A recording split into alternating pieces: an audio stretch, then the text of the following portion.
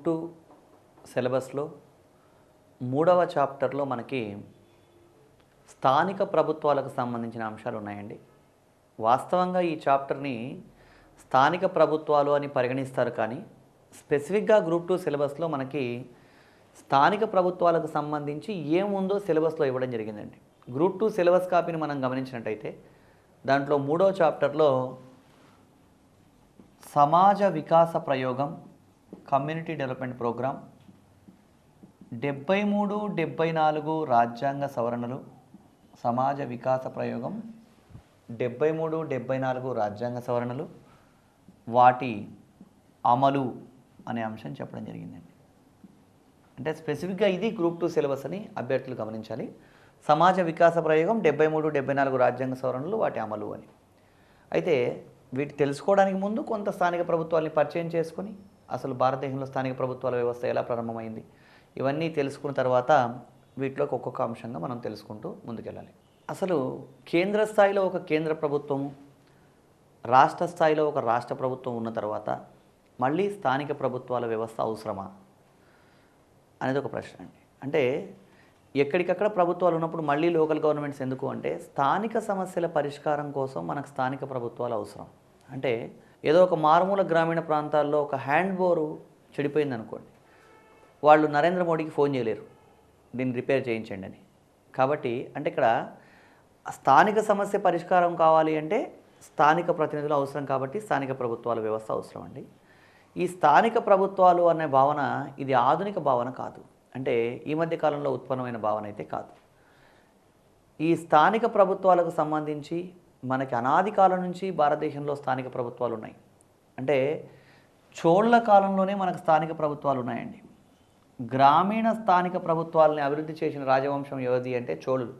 అదేవిధంగా పట్టణ స్థానిక ప్రభుత్వాలని అభివృద్ధి చేసినటువంటి రాజవంశం ఏంటంటే గుప్తుల కాలంలో పట్టణ స్థానిక ప్రభుత్వాలు అభివృద్ధి చెందాయి. అంటే ప్రాచీన కాలం నుంచి చోళుల కాలం నుంచి మనకు స్థానిక ప్రభుత్వాలు ఉన్నాయని చెప్పడం జరుగుతుంది.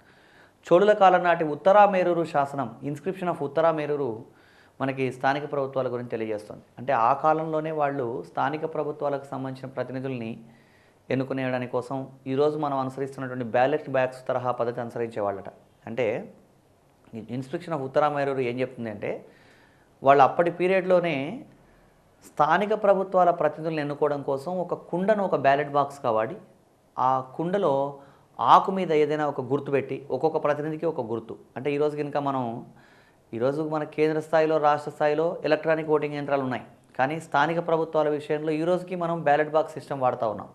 అయితే ఆ ఆకు మీద ఒక అభ్యర్థి గుర్తును పెట్టి వాళ్ళు ఆకును మడత పెట్టేసి కుండలో వేసేసి ఎవరికి ఎక్కువ ఓట్లు వస్తే వాళ్ళు వాళ్ళ ప్రతినిధి అని ఎన్నుకునే విధానాన్ని అనుసరించేవాళ్ళట. దాన్నే మనం ఈరోజు బ్యాలెట్ బాక్స్ పద్ధతిలో అనుసరిస్తూ ఉన్నాం.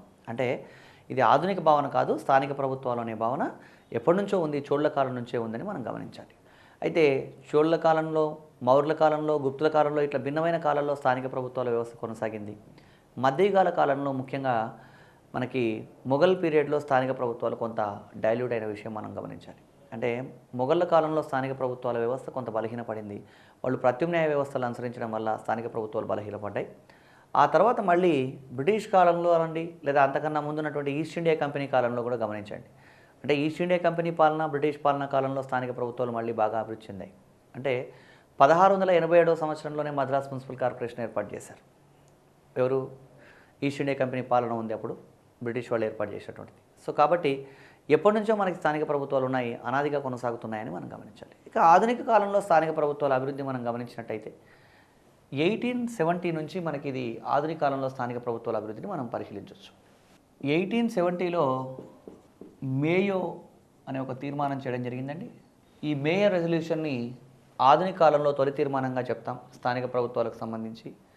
ఆ తర్వాత 1882లో మనకి రిప్పన్ తీర్మానం చేయడం జరిగింది.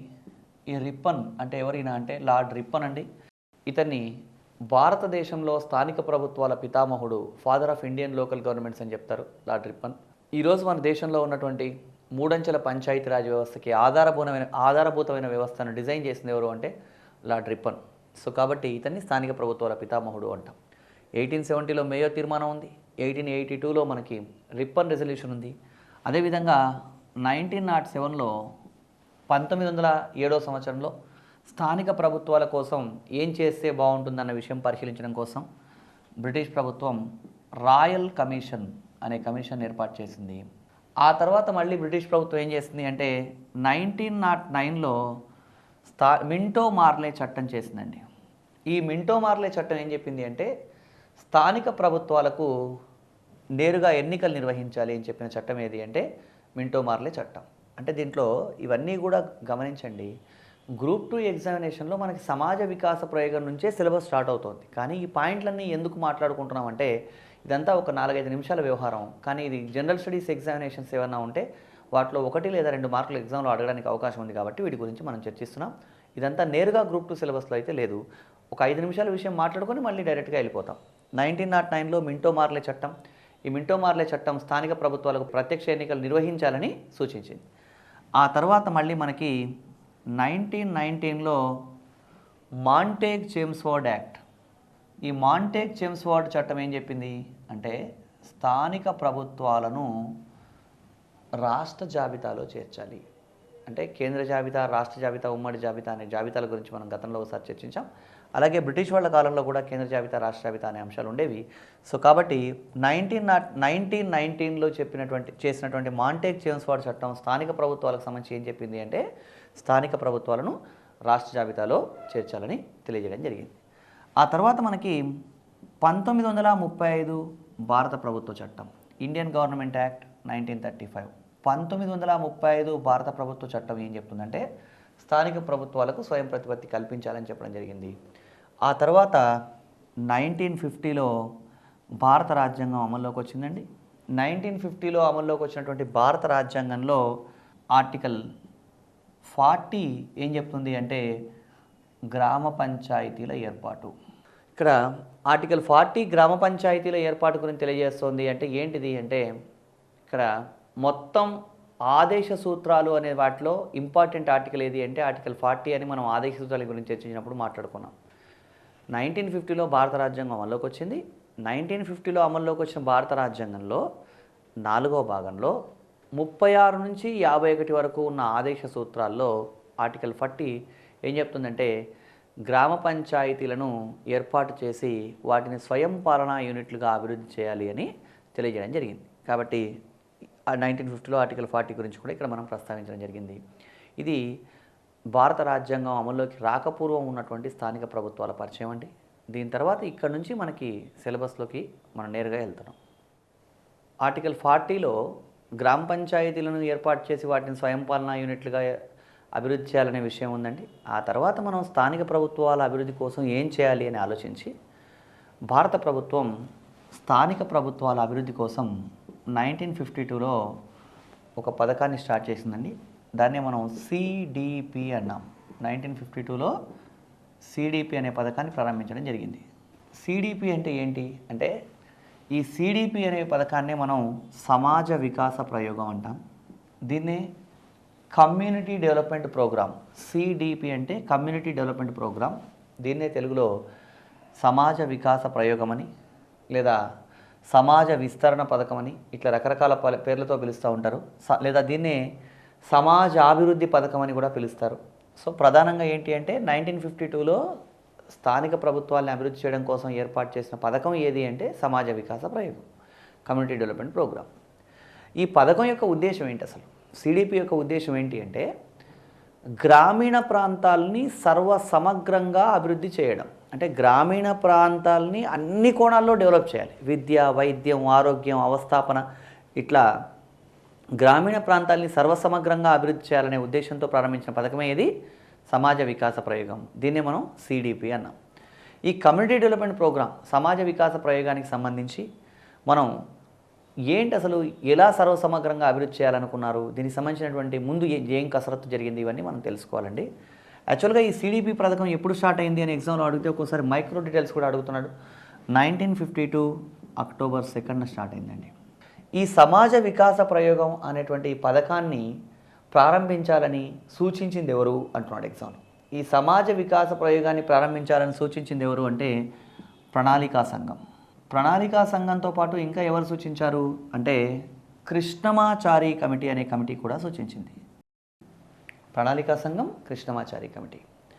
అంటే ఎగ్జామ్లో సమాజ వికాస ప్రయోగాన్ని ప్రారంభించాలని సూచించింది ఎవరు అని అన్నప్పుడు ఆప్షన్లో ప్రణాళికా సంఘం ఉంటే ప్రణాళికా సంఘం రాయాలి, కృష్ణమాచారి కమిటీ ఉంటే కృష్ణమాచారి కమిటీ. ఒకవేళ రెండు ఇస్తే ఏ మరియు బి రెండు అని ఇస్తాడు. అది ఈ కృష్ణమాచారి కమిటీకి మరొక పేరు ఏంటి అంటే grow more food enquiry committee. అంటే అప్పుడు మనం 1952 అనే సందర్భంలో ఆహార ధాన్యాల కొరత భారతదేశంలో ఉంది కాబట్టి ఆ సందర్భంలో మనం ఫుడ్ గ్రెయిన్స్ని ఇంక్రీజ్ చేయాలనే ఉద్దేశంతో grow more food enquiry committee అని కూడా ఈ కమిటీని పిలవడం జరిగిందండి. సో సిడిపి పథకాన్ని ప్రారంభించాలని సూచించింది ఎవరు అని అడుగుతున్నాడు. ఈ చాప్టరు స్థానిక ప్రభుత్వాలకు సంబంధించినటువంటి చాప్టర్లో దాదాపుగా ఒక 12 మార్కులు రావడానికి అవకాశం ఉంది. దీంట్లో అడిగే అంటే మాట్లాడే ప్రతి మాట ప్రశ్న రూపంలో ఇక్కడ ఎగ్జామ్లో అడగడం జరిగిందండి ఏదో ఒక సందర్భంలో. సో ఈ ఇక్కడ మనకి సిడిపి అనేటువంటి పథకాన్ని ఏర్పాటు చేయాలని వీళ్ళు సూచించడం జరిగింది. అదేవిధంగా ఈ పథకాన్ని ప్రారంభించమని ఈ పథకాన్ని ప్రారంభించడానికి సహకరించినటువంటి విదేశీ సంస్థ ఏది అంటున్నాడు. ఈ పథకాన్ని ప్రారంభించడానికి సహకరించిన విదేశీ సంస్థ ఏది అంటే ఫోర్డ్ ఫౌండేషన్ అనేటువంటి సంస్థ ఈ పథకాన్ని ప్రారంభించడానికి సహకరించిందండి, ఫోర్డ్ ఫౌండేషన్. అదేవిధంగా ఈ పథకం అంటే సమాజ వికాస ప్రయోగం లాంటి పథకమే భారతదేశం కన్నా ముందు ఎక్కడ ఉండింది అంటే భారతదేశం కన్నా ముందు అమెరికాలో ఇలాంటి పథకాన్ని ప్రారంభించారండి. అమెరికాలో ఇటావా స్టేట్ అనేటువంటి స్టేట్లో ఈ పథకాన్ని ప్రారంభించారు. అయితే ఈ పథకాన్ని ఎలా డెవలప్ చేశారు ఏంటి అంటే సమాజ వికాస ప్రయోగం అనేటువంటి పథకాన్ని ఒక బృహత్తర పథకంగా తీసుకున్నాడండి. జవహర్లాల్ నెహ్రూ ఏమన్నాడంటే ఇది ఒక నిశ్శబ్ద విప్లవం అన్నాడు ఈ పథకాన్ని గురించి చెప్తూ. ఈ పథకాన్ని భారతదేశంలో మొదట 55 బ్లాక్స్లో ప్రారంభించారండి. బ్లాక్ అంటే ఏంటి అంటే ఒక భూభాగం. 55 బ్లాకుల్లో ప్రారంభించారు. ఒక్కొక్క బ్లాకులో ఎంతమంది జనాభా ఉన్నారు ఒక బ్లాక్లో అంటే 60,000 నుంచి 70,000 వరకు పాపులేషన్ ఉందండి. 55 బ్లాకుల్లో ఈ పథకం ప్రారంభించినప్పుడు 1952 అక్టోబర్ 2న ప్రారంభించాం. ఈ పథకం ప్రారంభంలో భాగంగా ఒక్కొక్క బ్లాక్లో మనకి 60,000 నుంచి 70,000 జనాభా ఉంది. ఒక్కొక్క బ్లాక్లో దాదాపుగా 100 విలేజెస్ని కవర్ చేశారండి. అంటే ఏంటి ఈ పథకం అంటే ఒక బ్లాక్ను తీసుకొని ఆ బ్లాక్లో ఉన్నటువంటి 60,000 నుంచి 70,000 మంది జనాభాకి విద్య, వైద్యం, ఆరోగ్యం, అవస్థాపన అన్నీ సమకూర్చాలి. ఇది ప్రభుత్వం యొక్క ఉద్దేశం. ఇట్లా స్టార్ట్ చేసినటువంటి 55 బ్లాకుల్లో స్టార్ట్ చేసినటువంటి ఈ పథకం అనతి కాలంలోనే 5,011 బ్లాకులకు విస్తరించిందండి. అలా ఎక్స్టెన్షన్ చేసి సమాజ వికాస ప్రయోగానికి కమ్యూనిటీ డెవలప్మెంట్ ప్రోగ్రామ్కి కొనసాగింపుగా మరొక పథకం కూడా ప్రారంభించాం. అదే ఏంటి అంటే NESS సమాజ వికాస ప్రయోగం సిడిపి యొక్క కొనసాగింపు ఏంటని చెప్పొచ్చు NESS. దీన్నే మనం నేషనల్ ఎక్స్టెన్షన్ సర్వీస్ లేదా నేషనల్ ఎక్స్టెన్షన్ సర్వీస్ స్కీమ్ అని పిలుస్తారు. ఈ పథకాన్ని NESS అనే పథకాన్ని ఎప్పుడు ప్రారంభించారు అంటే 1953 అక్టోబర్ 2న ఈ పథకాన్ని ప్రారంభించారండి. అంటే సిడిపి, NESS అనే 2 పథకాలు కొనసాగుతూ ఉన్నాయి. 1953లో NESS అనే పథకాన్ని ప్రారంభించాం, నేషనల్ ఎక్స్టెన్షన్ సర్వీస్. మరి ఈ 2 పథకాల పనితీరును పరిశీలించడం కోసం అంటే ఈ 2 పథకాలు కొనసాగుతూ ఉన్నాయి, ఈ 2 పథకాలు ఎలా అమలైనాయి, వీటి పనితీరు ఎలా ఉంది అనేటువంటి విషయాన్ని పరిశీలించడం కోసం బలవంతరాయ్ మెహతా కమిటీ అని ఒక కమిటీని ఏర్పాటు చేయడం జరిగిందండి భారత ప్రభుత్వం. సిడిపి మరియు NES పథకాల పనితీరును పరిశీలించడం కోసం భారత ప్రభుత్వం ఏర్పాటు చేసిన కమిటీ ఏది అంటే బలవంతరాయ్ మెహతా కమిటీ. ఈ బలవంతరాయ్ మెహతా కమిటీ ఎప్పుడు ఏర్పాటు చేశారు అంటే 1957లో ఏర్పాటు చేశారు. బలవంతరాయ్ మెహతా కమిటీ ఏర్పాటు 1957. ఈ బలవంతరాయ్ మెహతా కమిటీ నివేదిక ఎప్పుడు ఇచ్చింది అంటే చాలా సందర్భాల్లో అభ్యర్థులు కన్ఫ్యూజ్ అవుతూ ఉంటారు. 1958 అనుకుంటారండి, కానీ వాస్తవం ఏంటంటే అది 1957. అంటే బలవంతరాయ్ మెహతా కమిటీ ఏర్పాటు 1957, బలవంతరాయ్ మెహతా కమిటీ నివేదిక 1957. కొన్ని పుస్తకాల్లో 1958 అని కూడా ఉంటుంది, అది పొరపాటుని గమనించండి. బలవంతరాయ్ మెహతా కమిటీ ఎప్పుడు ఏర్పాటు చేశారు అంటే ఇంకా మనం డీటెయిల్గా చెప్పాలంటే 1957 జనవరి 16వ తారీఖున ఈ కమిటీ ఏర్పాటైంది. నివేదిక ఎప్పుడు ఇచ్చారంటే 1957 నవంబర్ 24న రిపోర్ట్ ఇవ్వడం జరిగింది. తర్వాత మరి 1958 అని ఎందుకు కన్ఫ్యూజ్ అవుతా ఉన్నారంటే బలవంతరాయ్ మెహతా కమిటీ నివేదికను మనకి జాతీయ అభివృద్ధి మండలి NDC, national development council NDC ఎప్పుడు ఆమోదించింది అంటే 1958లో ఆమోదించింది. జాతీయ అభివృద్ధి మండలి ఎప్పుడు ఆమోదించింది అంటే 1958లో ఆమోదించిందండి. బలవంతరాయ్ మెహతా కమిటీ 1957లో ఏర్పాటు చేస్తే 1957లోనే రిపోర్ట్ ఇవ్వడం జరిగిందండి. ఈ రిపోర్ట్లో ఏం చెప్పాడు బలవంతరాయ్ మెహతా అంటే సిడిపి మరియు ఎన్ఈఎస్ అనే ఈ 2 పథకాలు ఫెయిల్ అయిపోయినాయి, ఈ 2 పథకాలు విఫలమైనాయని చెప్పాడు. ఈ 2 పథకాలు విఫలమవడానికి ఆయన ఏమని కారణం భావించాడు? ఆయన చెప్పిన కారణం ఏంటంటే ఈ పథకాల విఫలమవడానికి ప్రధాన కారణం బీడీఓల ఆధిపత్యం. బీడీఓ అంటే బ్లాక్ డెవలప్మెంట్ ఆఫీసర్. మనం మొదట 55 బ్లాకుల్లో పథకాన్ని ప్రారంభించి తర్వాత దాన్ని 5011 బ్లాకులకు విస్తరించామనుకున్నాం కదా. ఒక్కొక్క బ్లాక్కి ఒక బీడీఓ అనే అధికారిని ప్రభుత్వం నియమించిందండి. ఆ బ్లాక్ని మొత్తం చూసుకోవాల్సిన బాధ్యత ఆ బీడీఓకు ఉంటుంది. అతనే మనం బ్లాక్ డెవలప్మెంట్ ఆఫీసర్ అంటాం. ఈ పథకాలు సిడిపి మరియు ఎన్ఈఎస్ఎస్ పథకాలు విఫలమవడానికి కారణం బ్లాక్ డెవలప్మెంట్ ఆఫీసర్ల ఆధిపత్యం. అంటే ఆయన ఏమన్నాడంటే ప్రభుత్వోద్యోగులకు తాము మిగతా వాళ్ళకన్నా భిన్నమైన వాళ్ళమన్న భావన ఉంటుంది, వాళ్ళు మిగతా వాళ్ళతో కలవలేకపోవడం వల్ల ఈ పథకాలు విఫలమైనాయని చెప్పడం జరిగింది. సో అది కూడా ఒక కారణం అయి ఉండొచ్చు. కాకపోతే ఇక్కడ మనం గమనించాల్సిన వాస్తవిక దృక్పథంతో ఆలోచిస్తే ఈ పథకాలు ఏ కాలంలో ప్రారంభమైనాయి అంటే 1952-53. 1952-53లో ఈ పథకాలు ప్రారంభమైనప్పుడు 1952-53లో ఉన్నటువంటి సామాజిక పరిస్థితులు కూడా మనం గమనించాలి. ఆ సందర్భంలో ప్రజలకు ప్రభుత్వం అవకాశాలు కల్పించి మీకు విద్య, వైద్యం, ఆరోగ్యం, ఉపాధి, అవస్థాపన ఇవన్నీ కల్పించాం, వీటిని మీరు సంపూర్ణంగా వినియోగించుకోండి, వాడుకోండి అని చెప్తే ఆ పథకాల్ని ఉపయోగించుకోవాల్సినంత చైతన్యం వాళ్ళకు ఉండకపోవచ్చు. అంటే అవేర్నెస్ లేక. ఇప్పుడు చూడండి 2015 సంవత్సరంలో ప్రజల కోసం ఎన్నో పథకాలు ఉన్నాయి. ఇక్కడ ఆ అన్ని పథకాలు ఉపయోగపడుతున్నాయి అంటే అన్ని పథకాలని నిజంగా ప్రజలందరూ వాడుకుంటున్నారా అంటే వాడుకోవట్లేదని చెప్పొచ్చు. ఎందుకంటే ల్యాక్ ఆఫ్ అవేర్నెస్, ప్రజలకు అవగాహన లేకపోవడం కదా.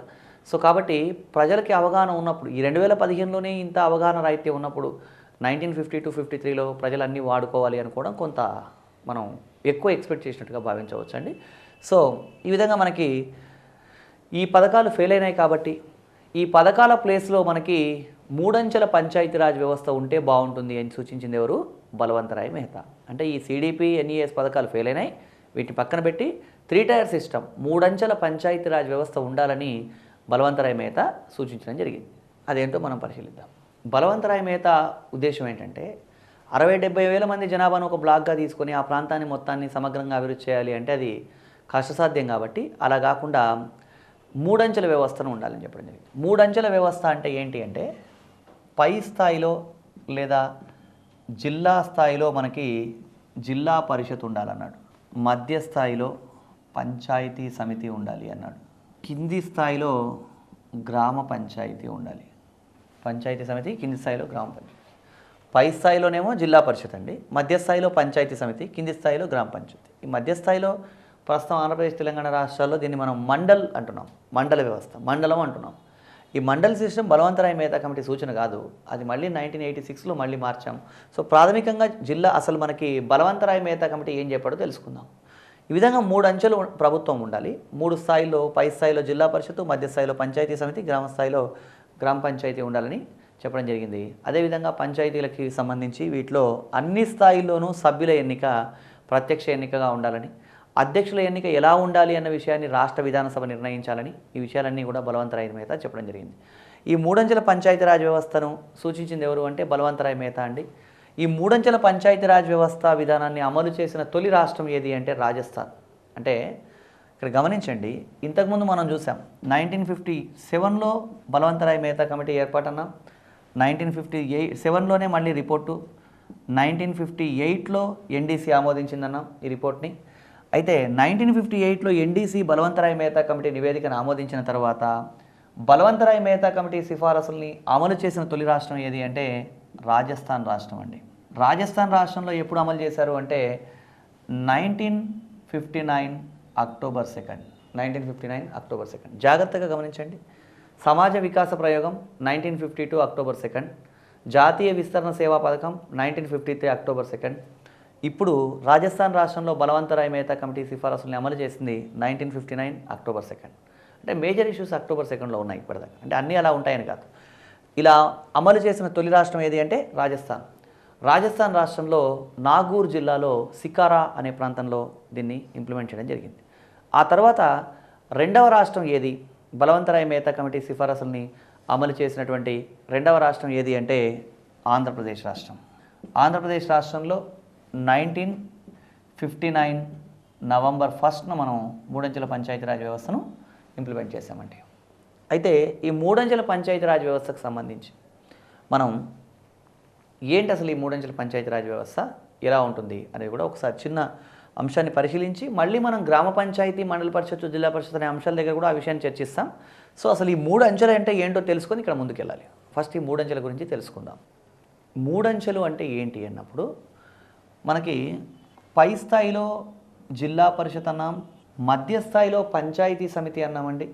ఈ పంచాయతీ సమితి వ్యవస్థను ఇప్పుడు భారతదేశంలో పంచాయతీ సమితికి సంబంధించి బలవంతరాయ్ మెహతా కమిటీ ఏమో పంచాయతీ సమితి అనే వ్యవస్థను సూచించింది. కానీ 1986లో మళ్ళీ మనం ఆ పంచాయతీ సమితి ప్లేస్లో ప్రస్తుతం మధ్య స్థాయిలో కొనసాగిస్తున్న వ్యవస్థ ఏది అంటే మండల పరిషత్తు, కింది స్థాయిలో గ్రామ పంచాయతీ.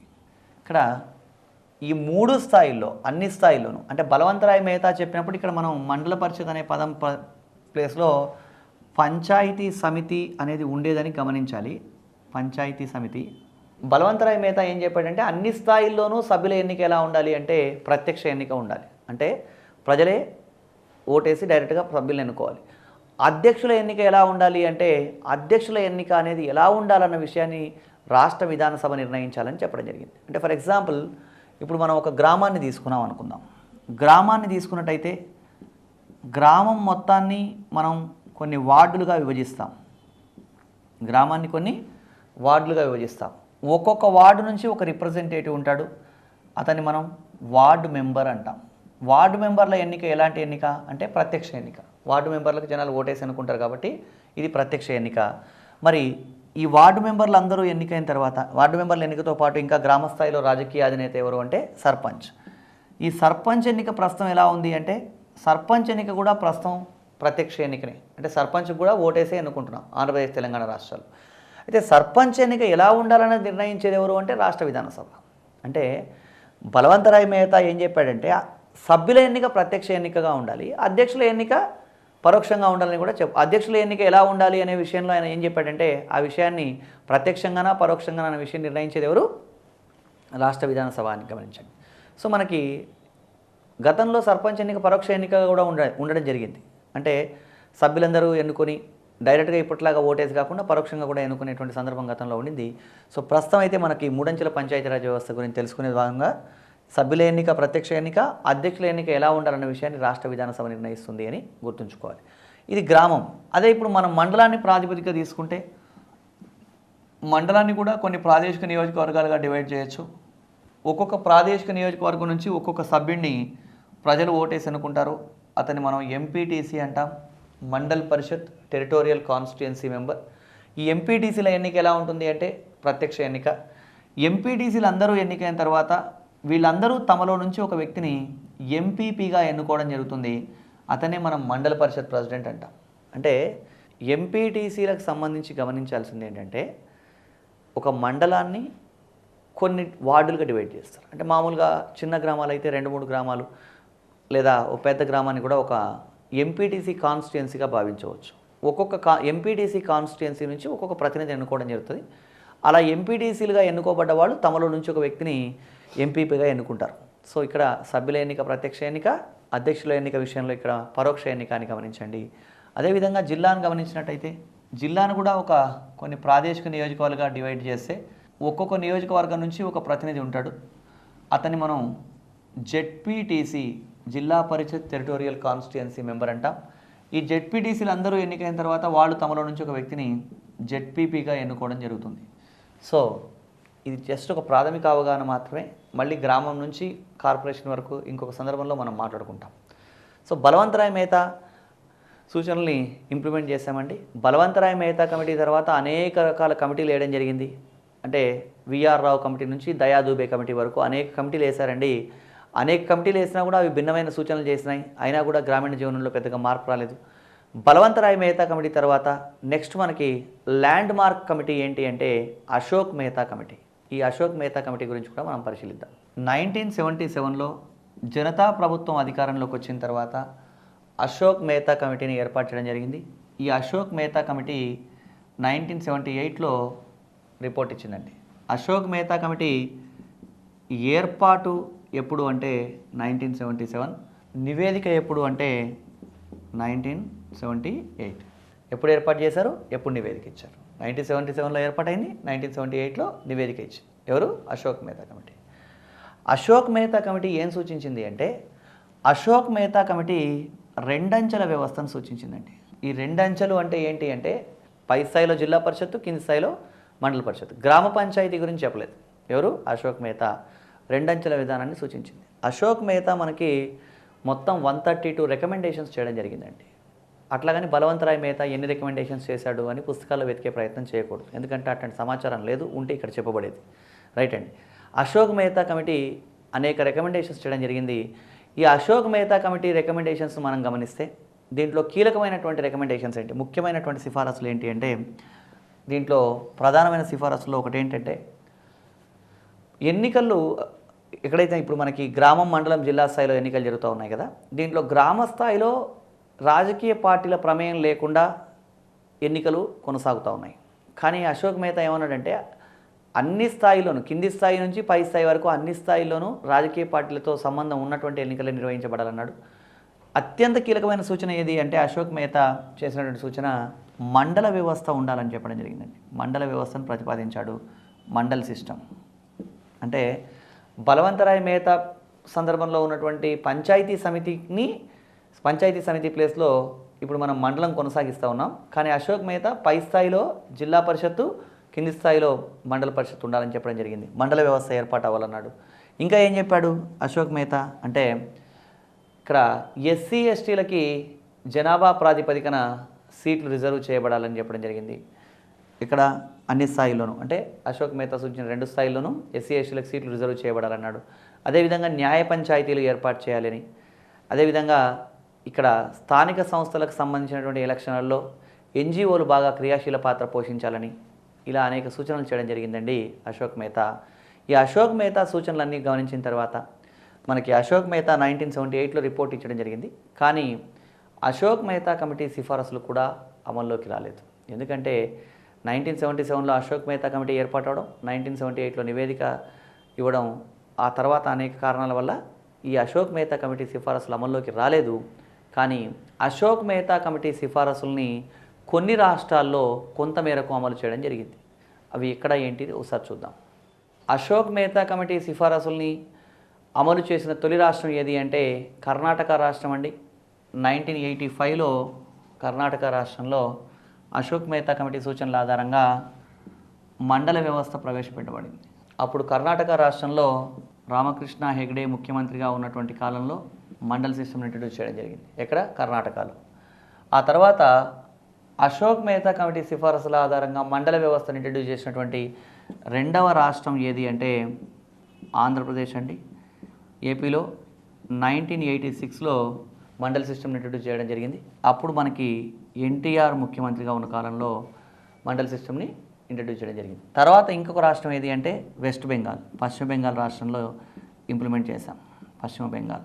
ఇక్కడ గమనించాల్సింది ఏమంటే, అశోక్ మెహతా కమిటీ సిఫారసులు అమల్లోకి రాలేదు అని చెబుతూ ఏమన్నాం, కొన్ని రాష్ట్రాల్లో కొంత మేరకు అశోక్ మెహతా కమిటీ సిఫారసులు ఇంప్లిమెంట్ చేయబడ్డాయి.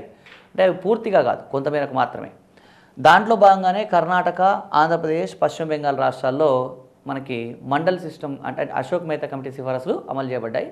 ఆంధ్రప్రదేశ్లో, కర్ణాటక రాష్ట్రంలో మండల్ సిస్టమ్ ఎప్పుడు ఇంట్రడ్యూస్ చేయబడిందో కూడా మనం పరిశీలించాం.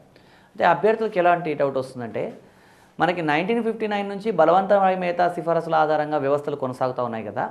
అలాంటప్పుడు ఈరోజు ఆంధ్రప్రదేశ్ రాష్ట్రంలో అశోక్ మెహతా కమిటీ సిఫారసులు అమలు చేశాము అంటే, ఆంధ్రప్రదేశ్ రాష్ట్రంలో లేదా తెలంగాణ రాష్ట్రంలో ఎక్కడైనా సరే మనకి 3 అంచెల వ్యవస్థ ఉందా, 2 అంచెల వ్యవస్థ ఉందా అన్న అనుమానం వస్తుంది. ఇక్కడ ప్రస్తుతం ఆంధ్రప్రదేశ్, తెలంగాణ రాష్ట్రాల్లో కొనసాగుతున్నది 3 అంచెల వ్యవస్థ. మరి 3 అంచెల వ్యవస్థ కొనసాగుతున్నప్పుడు అశోక్ మెహతా కమిటీ సిఫారసు అయినటువంటి దాన్ని ఎలా అమలు చేశామని అనుకుంటారు. ఇక్కడ గమనించండి, అశోక్ మెహతా కమిటీ సిఫారసుల్ని పూర్తిగా అమలు చేశామని మనం చెప్పలేదు. కొన్ని రాష్ట్రాల్లో కొంతమేరకు మాత్రమే అమలు చేశాం. అంటే ఇక్కడ అశోక్ మెహతా ప్రతిపాదించిన మండల వ్యవస్థను మనం తీసుకున్నాం, కానీ అతను ప్రతిపాదించిన 2 అంచెల వ్యవస్థను మనం కొనసాగించట్లేదండి. కాకపోతే ఇక్కడ మండల్ సిస్టమ్ ఒకటే ఇంట్రడ్యూస్ చేయబడిందని గమనించండి. కొన్ని రాష్ట్రాల్లో కొంతమేరకు అని చెప్పడం జరిగింది. కాబట్టి ఇక్కడ ఏ రాష్ట్రాలను ఎగ్జామ్లో అడుగుతూ ఉన్నాడు, మనకి మండల్ సిస్టమ్ని ఇంట్రడ్యూస్ చేసిన తొలి రాష్ట్రం కర్ణాటక, రెండవ రాష్ట్రం ఆంధ్రప్రదేశ్, మూడవ రాష్ట్రం వెస్ట్ బెంగాల్ అని గుర్తుంచుకోవాల్సిన విషయం. అశోక్ మెహతా కమిటీ గురించి మనం చర్చించాం. అశోక్ మెహతా 132 రికమెండేషన్స్లో కొన్ని రికమెండేషన్స్ ఇంప్లిమెంట్ అయినాయి అనుకున్నాం. అశోక్ మెహతా కొన్ని కీలకమైన సిఫారసులు చేశాడని కూడా అనుకున్నాం. వాటిలో ముఖ్యమైనవి ఏంటి అని కూడా మనం చర్చించామండి. వాటిలో ప్రధానమైనవి ఒకసారి గమనించినట్టయితే అన్ని స్థాయి అంటే ఇక్కడ అశోక్ మెహతా చెప్పినటువంటి 2 స్థాయిల్లోనూ ఎన్నికలు ప్రత్యక్షంగా ఉండాలని, ఎన్నికలు సకాలంలో జరగాలని, అదేవిధంగా సకాలంలో జరగడం అంటే ఏంటి అంటే ఒక నిర్ణీత కాల పరిమితికి ఎన్నికలు ఖచ్చితంగా జరగాలి. అలా కాకుండా లేట్ అవ్వకుండా చూడాల్సిన బాధ్యత ప్రభుత్వానికి ఉందని చెప్పడం జరిగింది. ఇంకా ఏం చెప్పాడు అశోక్ మెహతా అంటే ఎస్సీ ఎస్టీలకి జనాభా ప్రాతిపదికన రిజర్వేషన్లు ఇవ్వాలని, అదేవిధంగా పంచాయతీరాజ్ వ్యవహారాల పర్యవేక్షణ కోసం ఒక పంచాయతీరాజ్ శాఖ మంత్రిని నియమించాలని ఇలా అనేక సూచనలు చేయడం జరిగింది.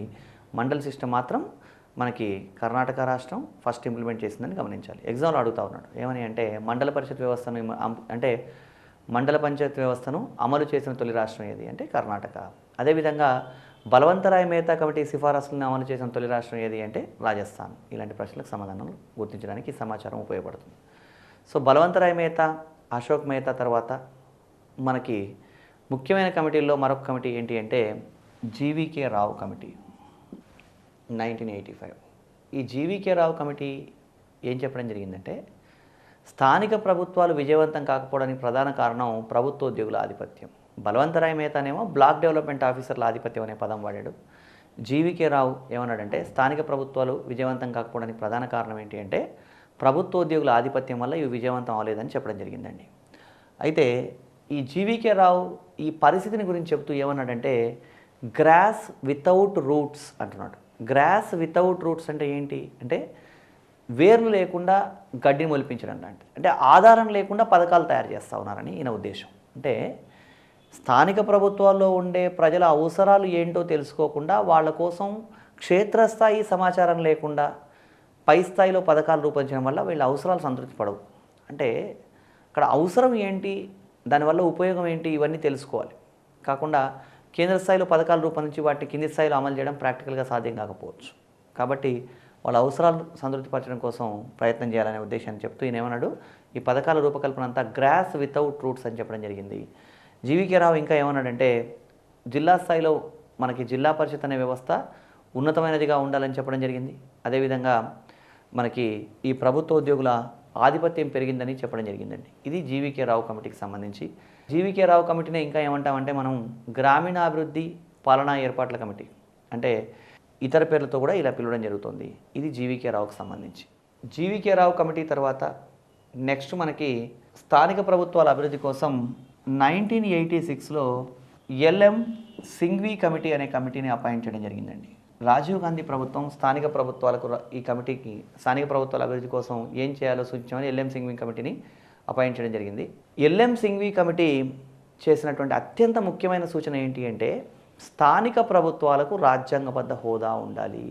అంతకు పూర్వం ఏ కమిటీ కూడా ఈ సూచన చేయలేదండి. స్థానిక ప్రభుత్వాలకు రాజ్యాంగబద్ధ హోదా ఉండాలని ఏ కమిటీ సూచించలేదు, కానీ ఎల్ఎం సింఘ్వి కమిటీ సూచించింది. ఈ ఎల్ఎం సింఘ్వి కమిటీని గమనిస్తే వీళ్ళు స్థానిక ప్రభుత్వాలకు రాజ్యాంగబద్ధ హోదా కల్పించాలని చెప్పడం జరిగింది. అదేవిధంగా గ్రామ సభను ఏర్పాటు చేసి దానికి కూడా రాజ్యాంగబద్ధ హోదా కల్పించి గ్రామ సభను ప్రత్యక్ష ప్రజాస్వామ్య వేదికగా ఉంచాలని చెప్పడం జరిగింది. అంటే ఏంటి రాజ్యాంగబద్ధ హోదా కల్పించడం అంటే ఏంటంటే ఈరోజు సకాలంలో ఎన్నికలు జరగలేదు అనుకోండి, ఎన్నికలు జరగకపోతే వాటిని ప్రశ్నించడానికి మనకు ఒక నిబంధన ఉండాలి, రాజ్యాంగబద్ధంగా ఒక అవకాశం ఉండాలి. కాబట్టి స్థానిక ప్రభుత్వాలు సరిగా పనిచేయట్లేదు కాబట్టి ఇవన్నీ స్థానిక ప్రభుత్వాల్లో ఉన్న సమస్యలన్నీ పరిష్కరించడం కోసం స్థానిక ప్రభుత్వాలకు రాజ్యాంగబద్ధ హోదా కల్పించాలని చెప్పేసి మనకి ఎల్ఎం సింఘ్వి సూచించడం జరిగింది. ఇలా ఎల్ఎం సింఘ్వి సూచించిన తర్వాత 1986 నుంచి ప్రయత్నం చేసి 1989లో రాజీవ్ గాంధీ ఏం చేశాడు అంటే స్థానిక ప్రభుత్వాలకు రాజ్యాంగబద్ధ హోదా కల్పించడం కోసం ప్రయత్నం చేశాడండి. కానీ ఆ ప్రయత్నం సఫలం కాలేదు. అంటే 64, 65 రాజ్యాంగ సవరణ బిల్లులు, ఇవి బిల్లులని గుర్తించాలి, బిల్లులు ఇంట్రడ్యూస్ చేయడం జరిగింది. గ్రామీణ స్థానిక ప్రభుత్వాలకు, పట్టణ స్థానిక ప్రభుత్వాలకు 64 ఏమో గ్రామీణ, 65 పట్టణ స్థానిక ప్రభుత్వాలకు రాజ్యాంగబద్ధ హోదా కల్పించేందుకోసం ఈ బిల్లులు ప్రవేశపెట్టడం జరిగింది. కానీ ఆ బిల్లులు ఆమోదం పొందలేదు. ఆ తర్వాత మళ్ళీ 1990లో విపి సింగ్, విశ్వనాథ్ ప్రతాప్ సింగ్ కూడా ఈ ప్రయత్నం చేశాడు. కానీ విపి సింగ్ చేసిన ప్రయత్నం కూడా వైఫల్యం చెందింది. అప్పుడు కూడా రాజ్యాంగబద్ధ హోదా పొందలేదండి. ఆ తర్వాత మళ్ళీ 1991లో పివి నరసింహారావు గవర్నమెంటు గ్రామీణ మరియు పట్టణ స్థానిక ప్రభుత్వాలకు రాజ్యాంగబద్ధ హోదా కల్పించడం కోసం ఇవి వీగిపోవడంతో మళ్ళీ 73, 74 రాజ్యాంగ సవరణ బిల్లులు ప్రతిపాదించడం జరిగింది. 1991లో పివి నరసింహారావు ప్రయత్నం చేశాడు. ఆ ప్రయత్నంలో భాగంగా 1992లో 73, 74 రాజ్యాంగ సవరణ బిల్లులు ఆమోదం పొందాయి. 73, 74 రాజ్యాంగ సవరణ బిల్లులు ఎప్పుడు ఆమోదం పొందాయంటే 1992. ఆ తర్వాత ఈ 73, 74 రాజ్యాంగ సవరణలు ఎప్పటి నుంచి అమల్లోకి వచ్చాయి అంటే 1993 నుంచి అమల్లోకి వచ్చాయని గమనించాలి. 73, 74 రాజ్యాంగ సవరణలు ఎప్పుడు ఆమోదం పొందాయి అంటే 1992 అండి. ఎప్పటి నుంచి అమల్లోకి వచ్చాయి అంటే 1993. ఇక్కడ గమనించాల్సింది ఏమంటే ఈ 73, 74 రాజ్యాంగ సవరణలు ఆమోదం పొందడంతో స్థానిక ప్రభుత్వాలకు రాజ్యాంగబద్ధ హోదా లభించింది. స్థానిక ప్రభుత్వాలకు రాజ్యాంగబద్ధ హోదా లభించడంతో మనకి భారత రాజ్యాంగంలో ఈ 9వ భాగం 9A అనే భాగాన్ని కూడా పొందుపరచడం జరిగిందండి. సో దీనికి సంబంధించి 74, 73 అంటే ఈ 73, 74 రెండూ కూడా 73వ రాజ్యాంగ సవరణ ఏమో గ్రామీణ స్థానిక ప్రభుత్వాలకు సంబంధించి, అంటే గ్రామ పంచాయతీ, మండల పరిషత్తు, జిల్లా పరిషత్తు వీటికి సంబంధించిన నిబంధన ఏది అంటే 73వ రాజ్యాంగ సవరణ. అదేవిధంగా 74వ రాజ్యాంగ సవరణ ఏంటి అంటే ఇది పట్టణ స్థానిక ప్రభుత్వాలకు సంబంధించింది, మున్సిపాలిటీలు మరియు కార్పొరేషన్లకు సంబంధించింది. ఈ 73, 74 రాజ్యాంగ సవరణల్లో ఉన్నటువంటి కీలక అంశాలను ఇప్పుడు మనం పరిశీలిద్దాం. ముఖ్యమైన అంశాలు చూద్దాం. అవి ఏంటి అంటే అంశము 73వ రాజ్యాంగ సవరణ, 74వ రాజ్యాంగ సవరణ. ఇక్కడ గమనించాల్సింది ఏమంటే 73వ రాజ్యాంగ సవరణ ఏమో గ్రామీణ స్థానిక ప్రభుత్వాలకు సంబంధించింది, 74వ రాజ్యాంగ సవరణ పట్టణ స్థానిక ప్రభుత్వాలకు సంబంధించింది. దీంట్లో ఒక్కొక్క అంశాన్ని గురించి మనం తెలుసుకుందాం. ఇక్కడ రాజ్యాంగ సవరణ చేయబడ్డ సంవత్సరం ఎప్పుడు రాజ్యాంగ సవరణ చేసింది అంటే 1992. 74వ రాజ్యాంగ సవరణ ఎప్పుడు చేశారు అంటే 1992. అమలులోకి ఎప్పుడు వచ్చింది 73వ రాజ్యాంగ సవరణ అంటే 1993 ఏప్రిల్ 24. 74వ రాజ్యాంగ సవరణ ఎప్పటి నుంచి అమల్లోకి వచ్చింది అంటే 1993 జూన్ 1 నుంచి అమల్లోకి వచ్చింది. దీంట్లో రాజ్యాంగంలో చేర్చబడ్డ భాగం ఏది అంటే 73వ రాజ్యాంగ సవరణ ద్వారా 9వ భాగాన్ని, 74వ రాజ్యాంగ సవరణ ద్వారా 9A అనే భాగాన్ని పొందుపరచడం జరిగింది. అదేవిధంగా దీంట్లో నిబంధనలు ఏం చేర్చాం, రాజ్యాంగంలో కొత్తగా చేర్చబడ్డ ఆర్టికల్స్ ఏంటి అది కూడా మనం గమనించాలి. రాజ్యాంగంలో చేర్చబడ్డ నిబంధనలు ఏవి అంటే ఆర్టికల్ 243 నుంచి 243O, అదేవిధంగా ఆర్టికల్ 243P నుంచి 243ZG వరకు ఉన్న నిబంధనలు చేర్చారు. 243 నుంచి 243O, 243P నుంచి 243ZG వరకు ఉన్న నిబంధనలు చేర్చడం జరిగింది. అదేవిధంగా ఈ 73, 74 రాజ్యాంగ సవరణల ఆధారంగా రాజ్యాంగంలో నూతనంగా చేర్చబడ్డ షెడ్యూల్స్ ఏంటి? షెడ్యూల్స్ అంటే ఇక్కడ 11వ షెడ్యూల్, ఇక్కడ 12వ షెడ్యూల్ని చేర్చారండి. వీటిలో ఇంకా ముఖ్యమైన రాజ్యాంగబద్ధ హోదా కల్పించబడ్డవి ఏవి అంటే ఇక్కడ రాజ్యాంగబద్ధ హోదా ఎవరికి ఇవ్వడం జరిగింది అంటే 73వ రాజ్యాంగ సవరణ ద్వారా గ్రామ సభకు రాజ్యాంగబద్ధ హోదా ఇచ్చామండి. గ్రామ సభకు సంబంధించి గమనించాల్సి వస్తే 243A గ్రామ సభ. 74వ రాజ్యాంగ సవరణ ద్వారా రాజ్యాంగబద్ధ హోదా ఎవరికి ఇచ్చామంటే జిల్లా ప్రణాళిక కమిటీ. 243ZD అదేవిధంగా మెట్రోపాలిటన్ ప్రణాళిక కమిటీ 243ZE వీటికి రాజ్యాంగబద్ధ హోదా ఇచ్చాం. ఇక్కడ రాజ్యాంగబద్ధ హోదా వీటికైనా ఇచ్చాము, ఇంకా ఎవరికి ఇవ్వలేదా అంటే ఇవి ముఖ్యమైనవని గమనించాలి. రాజ్యాంగబద్ధ హోదా ఇక్కడ 73వ రాజ్యాంగ సవరణలో ఒకటే అంశం అని గమనించండి, 243A గ్రామ సభ. అక్కడ మాత్రం జిల్లా ప్రణాళిక కమిటీ, మెట్రోపాలిటన్ ప్రణాళిక కమిటీ, అంటే ప్రతి జిల్లాకు ఒక ప్రణాళిక కమిటీ ఉండాలని. 243ZD మెట్రోపాలిటన్ సిటీ అంటే 10 లక్షల కన్నా ఎక్కువ మంది జనాభా ఉంటే దాన్ని మెట్రోపాలిటన్ సిటీ అంటారు. అలాంటి మెట్రోపాలిటన్ సిటీస్ కూడా ప్రణాళిక కమిటీలు ఉండాలని చెప్తున్నది ఏంటి అంటే మనకి 243ZE ప్రకారం మెట్రోపాలిటన్ ప్రణాళిక కమిటీ. ఇది 73, 74 రాజ్యాంగ సవరణకు సంబంధించినటువంటి కీలకమైన అంశాలండి. మన సిలబస్లో సమాజ వికాస ప్రయోగం 73, 74 రాజ్యాంగ సవరణలు అని మాత్రమే అని ఉండలేదు, వాటి అమలుకు సంబంధించిన విషయాలు కూడా చెప్పాడు. సో దీంట్లో ఇక్కడ 73, 74 రాజ్యాంగ సవరణలకు సంబంధించి ఇక్కడ మనం మాట్లాడుకున్న ఈ చిన్న టేబుల్ నుంచి మనం అట్లీస్ట్ ఒక 3 మార్కులు ఎక్స్పెక్ట్ చేయొచ్చండి ఎగ్జామినేషన్ సంబంధించి. ఇది కీలకమైన అంశం, జాగ్రత్తగా గుర్తుంచుకోవాలి. 73, 74 రాజ్యాంగ సవరణ నుంచి ముఖ్యమైన అంశాలు. 73, 74 రాజ్యాంగ సవరణకు సంబంధించి కీలకమైన అంశాలన్నింటినీ మనం ఒక టేబులర్ ఫార్మాట్లో గమనించాం.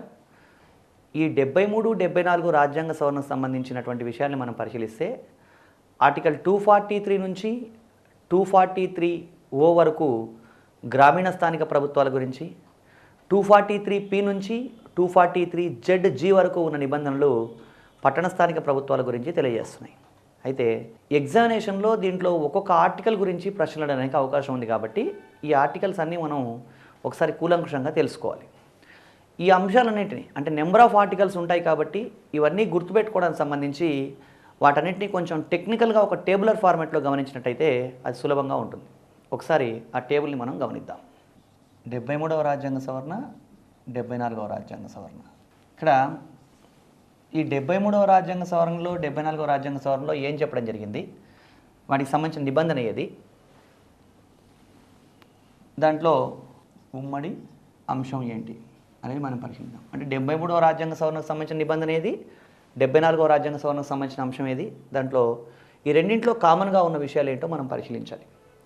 దీన్ని మనం జాగ్రత్తగా గమనిస్తే 243D, 243T, 243D, 243T అనేది రిజర్వేషన్లకు సంబంధించిన విషయం. ఇక్కడ ఈ టేబుల్లో మనం మాట్లాడుకోబోయే అంశాలన్నీ మనకు పూర్తిగా అర్థం కావాలి అంటే మొదట మనం స్థానిక ప్రభుత్వాలకు సంబంధించి ఎలా ప్రశ్నలు అడుగుతున్నాడు, వాటికి సంబంధించిన సమాచారాన్ని మనం ఎలా గుర్తుంచుకోవాలో కూడా చూద్దాం. స్థానిక ప్రభుత్వాల్ని మనం 2 రకాలుగా విభజించామండి. ఇప్పుడు స్థానిక ప్రభుత్వాల్ని తీసుకున్నట్టయితే దాంట్లో మనకి గ్రామీణ స్థానిక ప్రభుత్వాలు, పట్టణ స్థానిక ప్రభుత్వాలు అని స్థానిక ప్రభుత్వాన్ని 2 రకాలుగా డివైడ్ చేయొచ్చు. గ్రామీణ స్థానిక ప్రభుత్వాల్లో ఏమేమి ఉన్నాయి మనకి అంటే జిల్లా స్థాయిలో లేదా పై స్థాయిలో జిల్లా పరిషత్ ఉంది, మధ్య స్థాయిలో మండల పరిషత్తు, కింది స్థాయిలో గ్రామ పంచాయతీ. అదే పట్టణ స్థాయిలో తీసుకున్నట్టయితే మనకి పై స్థాయిలో మనకి మున్సిపల్ కార్పొరేషన్స్, దాని తర్వాత మళ్ళీ మనకి మున్సిపాలిటీస్. ఇక్కడ స్థానిక ప్రభుత్వాల్ని మనం స్థూలంగా 2 రకాలుగా డివైడ్ చేశాం. ఒకటి గ్రామీణ స్థానిక ప్రభుత్వాలు అన్నాం, ఇంకోటి పట్టణ స్థానిక ప్రభుత్వాలు. గ్రామీణ స్థానిక ప్రభుత్వాల్లో మనకి జిల్లా పరిషత్తు, మండల పరిషత్తు, గ్రామ పంచాయతీ ఒక భాగం. పట్టణ స్థానిక ప్రభుత్వాల్లో మున్సిపల్ కార్పొరేషన్లు, తర్వాత మున్సిపాలిటీలు ఉన్నాయి. అయితే ఎగ్జామినేషన్లో ఎలా అడగొచ్చు అంటే ఒక గ్రామ పంచాయతీకి సంబంధించి, గ్రామ పంచాయతీ గురించి మనం ఇంతకుముందు చర్చించాం. గ్రామ పంచాయతీలో భాగంగా ఒక గ్రామాన్ని మొత్తాన్ని కొన్ని వార్డులుగా డివైడ్ చేస్తే ఒక్కొక్క వార్డుకి ఒక వార్డు మెంబర్ ఉంటాడని, అదేవిధంగా గ్రామానికి రాజకీయ అధినేత సర్పంచ్గా ఉంటాడని మనం తెలుసుకున్నాం. ఒక గ్రామ పంచాయతీలో రిజర్వేషన్లు ఉంటాయి. అంటే రిజర్వ్ చేయబడ్డటువంటి ఏదన్నా సర్పంచ్ పలానా రిజర్వేషన్ అని, కొన్ని సందర్భాల్లో కొన్ని వార్డుల రిజర్వేషన్ అని మనం చూస్తూ ఉంటాం. ఎలా అడగొచ్చు అంటే గ్రామ పంచాయతీలో ఉన్న రిజర్వేషన్లకు సంబంధించిన నిబంధన ఏది అని అడగవచ్చు. రిజర్వేషన్ సంబంధించిన నిబంధన ఏది అంటే 243D గ్రామ పంచాయతీ. ఇక్కడ జాగ్రత్తగా మనం గమనించాలి, గ్రామ పంచాయతీ, మండల పరిషత్తు, జిల్లా పరిషత్తు ఈ మూడింటికి సంబంధించి ఒకే ఆర్టికల్ ఉంటుందండి. అంటే ఒక అభ్యర్థి ఈ 243D అనే అంశాన్ని గుర్తుంచుకుంటే గ్రామ పంచాయతీలో రిజర్వేషన్ల గురించి తెలియజేసే నిబంధన 243Dనే. అదేవిధంగా మండల పరిషత్లో రిజర్వేషన్ల గురించి తెలియజేసే నిబంధన 243D, జిల్లా పరిషత్ అయినా 243T. అదే ఒకవేళ మున్సిపల్ కార్పొరేషన్స్ లేదా మున్సిపాలిటీలో రిజర్వేషన్స్ ఉంటాయని తెలియజేస్తున్న నిబంధన 243T.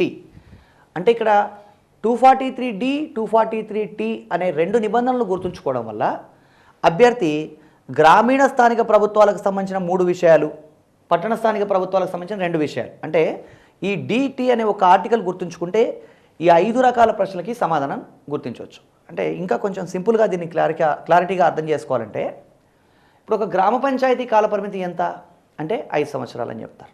అదే ఒక మున్సిపల్ కార్పొరేషన్ కాలపరిమితి ఎంత అంటే 5 సంవత్సరాలు.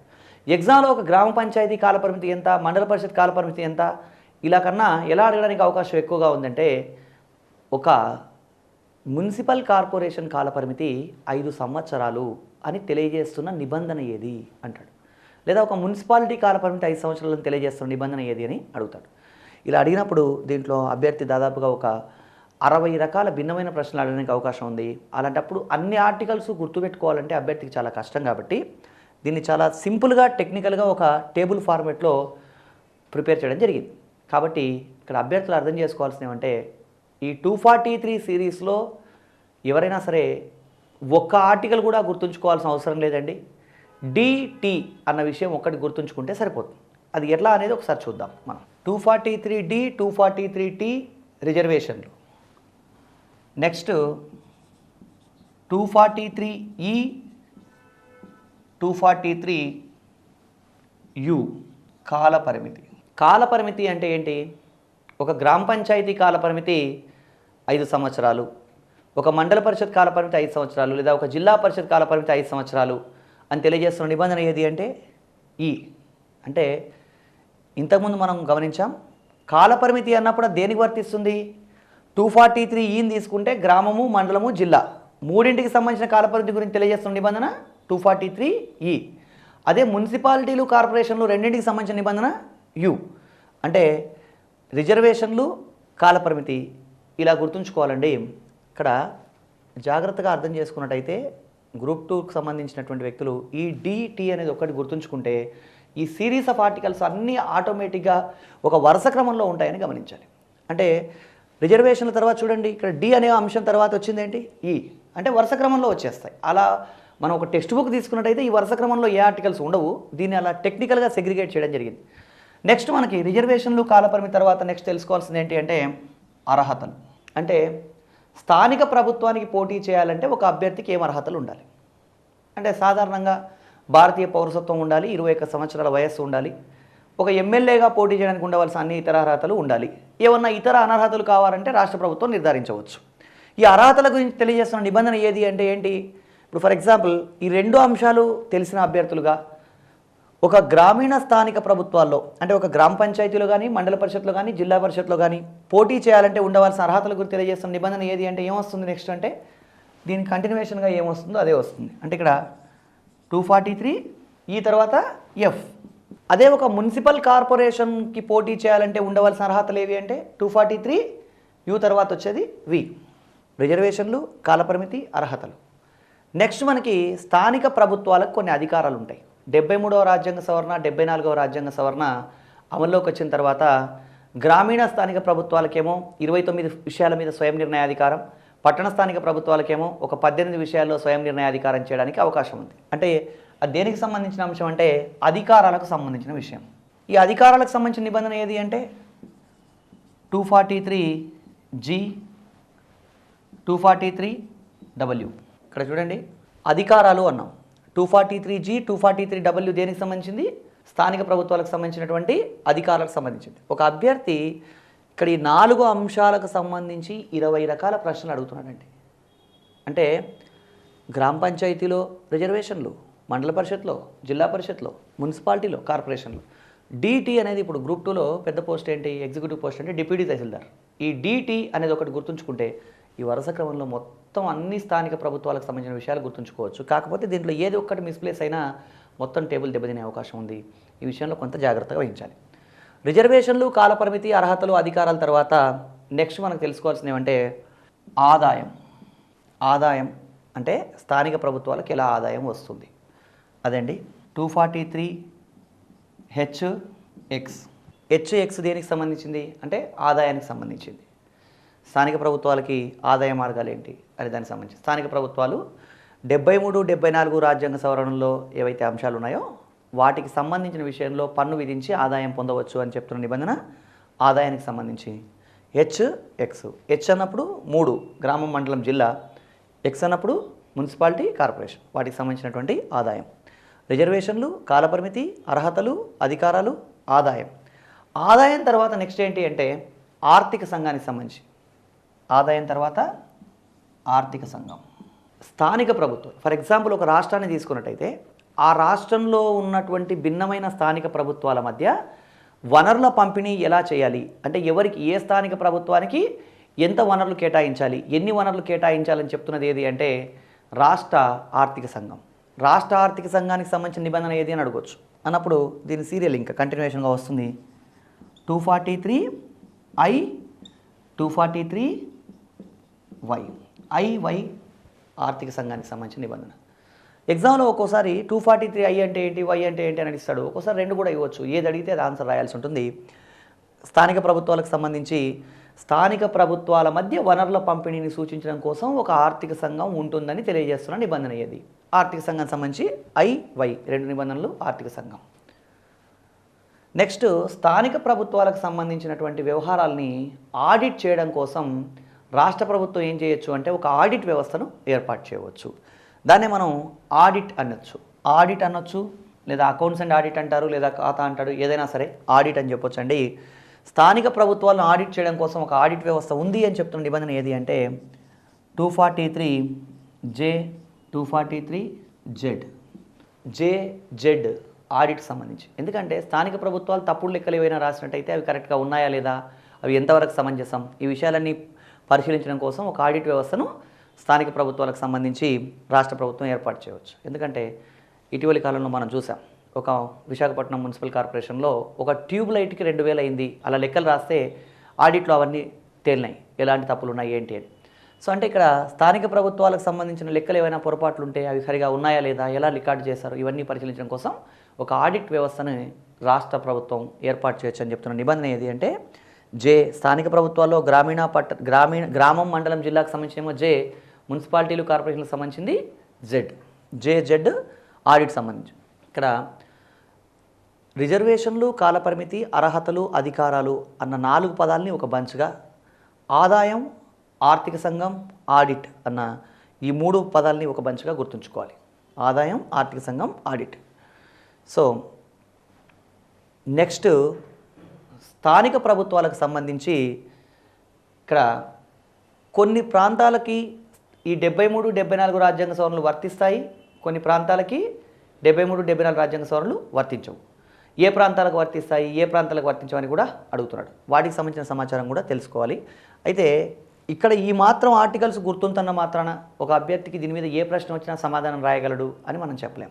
ఒకసారి ఇది జాగ్రత్తగా అర్థం చేసుకోవాలి. ఈ ఒక్క టేబుల్ నుంచే 4 మార్కులు రావడానికి అవకాశం ఉంది. కాబట్టి ఒకసారి ఇవి క్రాస్ చెక్ చేద్దాం. డిటి రిజర్వేషన్లు అన్నాం.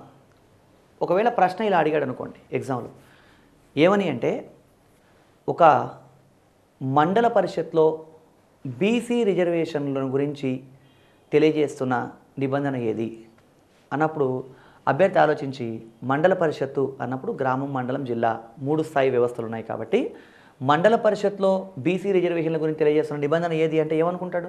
243D అనుకుంటాడు. ఎందుకంటే గ్రామం, మండలం, జిల్లాకు సంబంధించింది డి అనుకున్నాం. అదే మున్సిపాలిటీలు, కార్పొరేషన్లు అయితే టీ అనుకున్నాం. అంటే మండలం అంటే డి అనుకునే అవకాశం ఉంది. అంటే అభ్యర్థికి రిజర్వేషన్లు ఒక్క పదం తెలిస్తే ఆన్సర్ రాయలేడండి. ఇక్కడ క్లారిటీగా తెలియాలి. 243DT ఏం చెప్తుంది అంటే ఒక గ్రామీణ స్థానిక ప్రభుత్వము గురించేమో గ్రామం, మండలం, జిల్లా గురించి డి, మున్సిపాలిటీలు, కార్పొరేషన్ల గురించి టీ అనే నిబంధన తెలియజేస్తుంది. ఇక్కడ ఏముంది రిజర్వేషన్లు అంటే ఈ రిజర్వేషన్లలో భాగంగా రిజర్వేషన్లు అనేవి ఎస్సీ ఎస్టీలకు జనాభా ప్రాతిపదికన రిజర్వేషన్లు ఉంటాయి. ఎస్సీ ఎస్టీలకు జనాభా ప్రాతిపదికన రిజర్వేషన్లు ఉంటాయి అని తెలియజేస్తుంది. అదేవిధంగా మహిళలకు 1/3 వంతు రిజర్వేషన్లు ఉంటాయి అని తెలియజేస్తుంది. అంటే ఈ రిజర్వేషన్లు అన్న విషయంలో మనం గుర్తుంచుకోవాల్సింది ఎస్సీ ఎస్టీలకేమో జనాభా ప్రాతిపదికన రిజర్వేషన్లు ఉంటాయి. అదేవిధంగా మహిళలకేమో 1/3 వంతు రిజర్వేషన్లు ఉంటాయి అని ఇక్కడ గమనించాలి. అయితే బీసీ రిజర్వేషన్లకు సంబంధించిన నిబంధన ఏది అంటే ఇక్కడ అర్థం చేసుకోవాల్సింది ఏంటంటే బీసీ రిజర్వేషన్ల గురించి ఈ నిబంధనలు చర్చించవు. ఎందుకంటే బీసీ ఈ బ్యాక్వర్డ్ క్లాస్ అనేవాళ్ళు ఒక రాష్ట్రంలో బ్యాక్వర్డ్ క్లాస్ అయిన వాళ్ళు ఇంకో రాష్ట్రంలో ఫార్వర్డ్ అవ్వచ్చు. కాబట్టి 73, 74 రాజ్యాంగ సవరణలకు సంబంధించి 243DT అనే నిబంధనలు బీసీ రిజర్వేషన్ల గురించి చర్చించవు. అంటే మరి బీసీ రిజర్వేషన్లు ఉన్నాయి కదా రాష్ట్రంలో, తెలంగాణ, ఆంధ్రప్రదేశ్ రాష్ట్రంలో బీసీలకు రిజర్వేషన్లు ఉన్నాయి కదా అంటే ఈ బీసీ రిజర్వేషన్లు అనేవి రాష్ట్ర ప్రభుత్వం ఒక చట్టం చేసి రాష్ట్ర ప్రభుత్వం ఇష్టం మేరకు బీసీ రిజర్వేషన్లు కల్పిస్తుందే కానీ రాజ్యాంగబద్ధంగా 243 అని పేర్కొనబడ్డటువంటి రిజర్వేషన్లలో బీసీ రిజర్వేషన్లు లేవు అని గుర్తించాలి. ఇక్కడ బీసీలకు రిజర్వేషన్ లేవు. ప్రశ్న ఒకసారి ట్విస్ట్ చేసి కూడా అడగడానికి అవకాశం ఉంది. ఏమని అంటే మహిళలకు 50% అంటే స్థానిక ప్రభుత్వాల్లో ఇంకా స్పెసిఫిక్గా అడగాలంటే మహిళలకు ఒక మున్సిపాలిటీలో 50% రిజర్వేషన్ కల్పిస్తున్న నిబంధన ఏది అంటే మున్సిపాలిటీ అంటే టీ అని అనుకోకూడదు. ఇక్కడ మహిళలకి 50% రిజర్వేషన్ కల్పిస్తున్న నిబంధన ఏది అని అడిగినప్పుడు ప్రశ్నే కొంచెం ట్విస్ట్ చేసి అడిగాడని గమనించాలండి. ఇక్కడ రిజర్వేషన్లో 1/3 వంతే అనుకున్నాం, 50% అనేది అసలు నిబంధన లేదని గుర్తుంచుకోవాలి. ఎందుకంటే 73, 74 రాజ్యాంగ సవరణలు అమల్లోకి వచ్చింది ఎప్పుడు అంటే 1993లో. ఇప్పుడు ప్రస్తుతం మనకి మహిళలకి స్థానిక ప్రభుత్వాల్లో 50% రిజర్వేషన్ ఉన్నాయి. 110వ సవరణ బిల్లు ద్వారా 50% రిజర్వేషన్లు కల్పించాం. 73, 74 రాజ్యాంగ సవరణలు అమల్లోకి వచ్చినప్పుడు మహిళలకు ఉన్న రిజర్వేషన్లు ఎంత అంటే కేవలం 33%. అది గుర్తుంచుకోవాల్సి. రిజర్వేషన్ల తర్వాత కాలపరిమితి గురించి చెప్తున్నాం. కాలపరిమితి అంటే ఏం చెప్తోంది అంటే గ్రామము, మండలము, జిల్లా ఈ మూడింటి కాలపరిమితి 5 సంవత్సరాలని 243 చెప్తుంది. మున్సిపాలిటీలు కార్పొరేషన్ల కాలపరిమితి 5 సంవత్సరాలు అని చెప్తున్న నిబంధన యు. ఈ కాలపరిమితికి సంబంధించి ఇంకా డీటెయిల్గా ఏంటి అంటే ఒక స్థానిక ప్రభుత్వానికి సంబంధించి 5 సంవత్సరాల కాలపరిమితి ఉంటుంది. ఒకవేళ 5 సంవత్సరాల కన్నా ముందే ఏదైనా కారణం చేత స్థానిక ప్రభుత్వం రద్దయితే మళ్ళీ 6 నెలల లోపు అక్కడ ఎన్నిక నిర్వహించాలి. ఒకవేళ 4.5 సంవత్సరాల తరువాత కనుక స్థానిక ప్రభుత్వం రద్దయితే మళ్ళీ ఎన్నిక నిర్వహిస్తే 6 నెలల కోసం ఎన్నిక నిర్వహించబడదు. మొత్తం 5 సంవత్సరాల కాలపరిమితికి కొనసాగుతుందని గమనించాలి. అంటే 5 సంవత్సరాల కన్నా ముందే ఒకవేళ ఏదైనా స్థానిక ప్రభుత్వం రద్దయినట్టయితే అక్కడ మళ్ళీ 6 నెలల లోపు ఎలక్షన్ కండక్ట్ చేయాలి అని చెప్తున్న నిబంధన ఈ కాలపరిమితికి సంబంధించింది. ఇక్కడ FV గురించి చూసినప్పుడు అర్హతలు అన్నాం. ఇక్కడ ఒక చిన్న విషయం ఏంటంటే అభ్యర్థులు గమనించాల్సింది, ఫస్ట్ మనం ఆర్టికల్స్ గురించి తెలుసుకుంటున్నాం. ఆర్టికల్స్ గురించి తెలుసుకున్న తర్వాత ఒక్కొక్క దాని గురించి డీటెయిల్డ్ సమాచారం తెలుసుకుంటున్నాం. ఏమన్నా ఎక్కువ అంటే ట్విస్ట్ చేసి ప్రశ్నలు అడిగితే ఎలా ఆన్సర్ రాయాలని కూడా పరిశీలిస్తున్నాం. ఇప్పుడు 243 FV అనేవి అర్హతలు అన్నాం. ఈ అర్హతల గురించి చెప్పినప్పుడు ఏమైంది చెప్పడం జరిగిందంటే FV అనేవి అర్హతల గురించి మాత్రమే చెప్తుంది. అంటే ఇప్పుడు ఫర్ ఎగ్జాంపుల్ ఆంధ్రప్రదేశ్, తెలంగాణ రాష్ట్రాల్లో స్థానిక ప్రభుత్వాలకు పోటీ చేయాలి అంటే ఒక వ్యక్తి ఒక వార్డు మెంబర్ నుంచి సర్పంచ్ వరకు ఏ పదవికి పోటీ చేయాలన్నా అతనికి భారతీయ పౌరసత్వం ఉండాలి, 21 సంవత్సరాలు ఉండాలి, 21 సంవత్సరాల వయస్సు ఉండాలని మాత్రమే ఈ అర్హతల్లో తెలియజేయడం జరిగింది. ఇప్పుడు మనం తెలంగాణ, ఆంధ్రప్రదేశ్ రాష్ట్రాల్లో గమనించినట్టయితే మనకి ఏపీ పంచాయతీరాజ్ యాక్ట్ ఆధారంగా తెలంగాణ, ఆంధ్రప్రదేశ్ రాష్ట్రాల్లో స్థానిక ప్రభుత్వాలకు పోటీ చేయాలి అంటే 2 కన్నా ఎక్కువ పిల్లల్ని 1995 తర్వాత కలిగి ఉండకూడదు అని ఒక రూల్ ఉంది. అంటే వాళ్ళు 2 కన్నా ఎక్కువ మంది పిల్లల్ని కలిగి ఉంటే వాళ్ళు లోకల్ గవర్నమెంట్లో ఉన్నటువంటి ఎలక్షన్లకి పోటీ చేయకూడదు. అంటే ఇక్కడ అర్థం ఏంటి, 2 కన్నా ఎక్కువ మంది పిల్లలు కలిగి ఉండడం అంటే ఈ వ్యక్తి ఫ్యామిలీ ప్లానింగ్ పాటించినప్పుడు అంటే సోషల్ రెస్పాన్సిబిలిటీ లేనప్పుడు స్థానిక ప్రతినిధిగా ఎలా కొనసాగుతాడన్న దృక్పథంతో ఈ విషయాన్ని అనర్హతగా పరిగణించారు. సో అలాంటప్పుడు ప్రశ్న ఇక్కడ 2 కన్నా ఎక్కువ మంది పిల్లలు కలిగి ఉన్న వాళ్ళు ఆంధ్రప్రదేశ్, తెలంగాణ రాష్ట్రాల్లో 1995 తర్వాత ఎన్నికల్లో పోటీ చేయకూడదు అని తెలియజేస్తున్న నిబంధన ఏది అన్నప్పుడు అర్హతలు అని ఉన్నాయి కాబట్టి అది గ్రామ పంచాయతీ అయితే F అని, మున్సిపల్ కార్పొరేషన్ అయితే V అని ఆన్సర్ రాయకూడదు. ఎందుకంటే ఇక్కడ అర్హతలు మాత్రమే చెప్పారు. అర్హతలు చెప్పిన తర్వాత ఈ అనర్హతలు ఏం చేశారు అంటే ఎవరు ఆయా రాష్ట్రాలు పెట్టుకున్నాయి అనర్హతలు. అంటే ఇప్పుడు ఆంధ్రప్రదేశ్, తెలంగాణ రాష్ట్రాల్లో ఈ అనర్హత ఉంది, అదేవిధంగా మధ్యప్రదేశ్ రాష్ట్రంలో అనర్హత ఉంది. అంతేగాని దేశంలో ఉన్న అన్ని రాష్ట్రాల్లో ఈ అనర్హతలు ఉన్నాయా అంటే లేవు. కాబట్టి ఈ అనర్హతలకు సంబంధించిన నిబంధన ఏది అంటే అట్లాంటి నిబంధన ఏమీ లేదు. రాష్ట్ర ప్రభుత్వాలు వాళ్ళ అవసరం కోసం లేదా వాళ్ళ కన్వీనియన్స్ కోసం వాళ్ళ ఇష్టం ప్రకారం ఆ అనర్హతలు నిర్ధారించడం జరిగింది. ఈ అర్హతలకు సంబంధించి మనం అర్థం చేసుకోవాల్సి ఏమంటే అర్హతల గురించి రాజ్యాంగంలో పేర్కొనడం జరిగింది. ఎవరన్నా ఇతర అనర్హతలు కావాలనుకుంటే అవి ఎవరు ఏర్పాటు చేసుకోవచ్చు, అనర్హతలు ఎవరు పెట్టుకోవచ్చు అంటే రాష్ట్ర ప్రభుత్వం పెట్టుకోవచ్చు. ఇటీవల మనం గమనించాం, గ్రేటర్ హైదరాబాద్లో లంగర్ హౌస్ అనేటువంటి ప్రాంతానికి సంబంధించినటువంటి ఒక కార్పొరేటరు ఈ 2 కన్నా ఎక్కువ మంది పిల్లలు కలిగి ఉండడం అనేటువంటి అంశం ఆధారంగా అనర్హుడవడం కూడా మనం చూసాం, పత్రికల్లో చదివాం. అయితే ఈ అర్హతలు అనర్హతల్లో అనర్హత నిర్ధారించడం సమంజసమేనా, సబబేనా అంటే దీనికి అనుకూల వాదనలు, ప్రతికూల వాదనలు రెండూ ఉన్నాయి. మధ్యప్రదేశ్ రాష్ట్రంలో ఈ ఒక్క డిస్క్వాలిఫికేషన్ 2 కన్నా ఎక్కువ మంది పిల్లలు కలిగి ఉండాలన్నటువంటి ఒక్క డిస్క్వాలిఫికేషన్ వల్ల 300 మంది సభ్యులు డిస్క్వాలిఫై అయిపోయినారు. ఎందుకంటే ట్రైబల్ పీపుల్, పాపం వాళ్ళు ట్రైబల్ కమ్యూనిటీలో ఉన్న వాళ్ళు ఏమనుకుంటారు, ట్రైబల్ కమ్యూనిటీలో కానీ కొంతమంది కొన్ని సమాజాల్లో లేదా కొంత వాళ్ళ పరిస్థితులను బట్టి ఎంతమంది ఎక్కువ పిల్లలు ఉంటే అంత ఆస్తి అనుకునే దృక్పథం కూడా ఉంది. ఎందుకంటే ఒక 8-9 సంవత్సరాల నుంచి పిల్లోడిని ఏదో ఒక పనిలో పెట్టి వాడి ద్వారా ప్రయోజనం పొందాలనుకుంటారు. 21A ద్వారా మనం విద్యా హక్కు ఇచ్చాం. ఈరోజు విద్యా హక్కు ఇచ్చినా కూడా అనేక మంది బాల కార్మికులు కొనసాగుతూ ఉన్నారు. ఈ నేపథ్యంలో ఇక్కడ అర్హతల గురించి అనర్హతల గురించి మాట్లాడుకునేప్పుడు ఆ ప్రజలందరికీ అవేర్నెస్ కల్పించిన తర్వాత, బాగా అవగాహన కల్పించిన తర్వాత ఇలాంటి నిబంధనలు పెట్టడం వల్ల ప్రయోజనం ఉంటుందని మనం గమనించాలి. ఇవి అర్హతలు అనర్హతలు. ఇంకా ఏమన్నా అర్హతలు కావాలనుకుంటే పెట్టుకోవచ్చు. అంటే ఇప్పుడు ఫర్ ఎగ్జాంపుల్ రాజస్థాన్ రాష్ట్రం ఇటీవలి కాలంలో 2015లో ఒక అదనపు అర్హత నిర్ధారించడం జరిగింది. ఏమని అంటే ఒక వ్యక్తి స్థానిక ప్రభుత్వాలకు పోటీ చేయాలనుకుంటే కనీసం 5వ తరగతి అన్నా చదువుకొని ఉండాలి అని పెట్టుకోవడం జరిగింది. లేదా సర్పంచ్కి పోటీ చేయాలంటే 8వ తరగతి అన్నా పాస్ అయి ఉండాలి. ఇట్లా అంటే ఈ అదనపు అర్హతలు ఏమైనా కావాలనుకుంటే ఆయా రాష్ట్ర ప్రభుత్వాలు వాళ్ళ ఇష్టం మేరకు ఈ అర్హతల్ని అనర్హతల్ని నిర్ధారించుకోవచ్చు. అయితే అర్హతలు ఏమైతే ఉన్నాయో అవి మాత్రం స్టాండర్డ్గా ఉంటాయి. ఇక్కడ గమనించాల్సిన విషయం ఏంటంటే 73, 74 రాజ్యాంగ సవరణలు అనేటువంటి రాజ్యాంగ సవరణలు ఏదో ఒక రాష్ట్రం కోసం చేసినవి కావు. ఆంధ్రప్రదేశో, రాజస్థానో, మధ్యప్రదేశో ఇట్లా ఏదో ఒక రాష్ట్రం కోసం చేసినవి కావు. దేశం మొత్తం కోసం, దేశంలో అన్ని రాష్ట్రాల కోసం ఈ నిబంధనలు తయారు చేయడం జరిగింది. ఇవి కాకపోతే ఏంటి అంటే దీంట్లో కొన్ని ఏవైనా అంశాలు జోడించుకోవడం అనేది ఆయా రాష్ట్రాల ఇష్టం మీద ఆధారపడి ఉంటుంది. సో ఇక అధికారాల విషయానికి వస్తే 243G, 243W అనేవి అధికారాలకు సంబంధించినవి. 243G ఎవరి అధికారాలకు సంబంధించింది అంటే గ్రామ పంచాయతీ, మండల పరిషత్, జిల్లా పరిషత్ మూడింటి అధికారాల గురించి తెలియజేస్తున్నది 243G. W మున్సిపాలిటీలు, కార్పొరేషన్ల గురించి తెలియజేస్తుంది.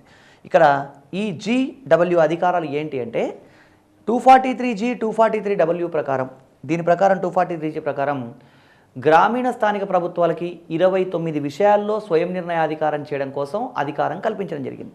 243W కోసం W ప్రకారం ఏంటి అంటే 18 విషయాల్లో వాళ్ళకి స్వయం నిర్ణయాధికారం ఇవ్వబడింది. ఇక్కడ గమనించాల్సిన మరొక విషయం ఏంటంటే స్థానిక ప్రభుత్వాలకు ఎప్పుడైతే రాజ్యాంగబద్ధ హోదా ఇచ్చామో అప్పుడు ఏమనుకుంటున్నారంటే ఈ 29 విషయాల్లో గ్రామీణ స్థానిక ప్రభుత్వాలు, ఈ 18 విషయాల్లో పట్టణ స్థానిక ప్రభుత్వాలు వాళ్ళే స్వయంగా నిర్ణయాలు చేయొచ్చు అంటే వాళ్ళకి చాలా అధికారాలు లభించినట్టే ఇక్కడ.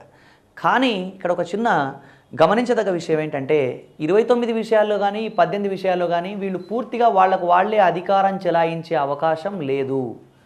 అధికారాలు ఉన్నాయని చెప్తూ మళ్ళీ అవకాశం లేదని ఎందుకు చెప్పడం జరిగిందంటే 29 విషయాలు కానీ 18 విషయాల మీద కానీ స్థానిక ప్రభుత్వాలు అధికారాలు చెలాయించాలి అంటే రాష్ట్ర శాసనసభ ఒక బిల్లు ఆమోదించి వాళ్ళకి అధికారాలు ఇస్తేనే ఆ అధికారాలు స్థానిక ప్రభుత్వాలకు వస్తాయి తప్ప టక్కున స్థానిక ప్రభుత్వాలకి ఈ అధికారాలు దఖలు పడవని మనం అర్థం చేసుకోవాలి. ఇది అధికారాలు.